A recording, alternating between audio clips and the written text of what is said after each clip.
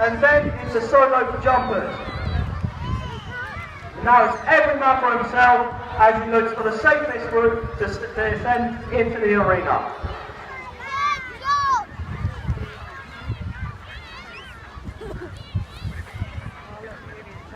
Flying the regimental flag under the Union canopy is Jumpmaster Corporal Minerick.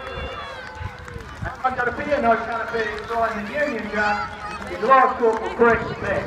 Flying yellow smoke, coming in fast, setting up nicely. Here he comes, toggle down, rises down, going for the cross. Just a slight overshoot, but well done. Here comes Lance Corporal Smith. Taking his out, firing off like the Corporal Minerick, going for the cross, going, just over it.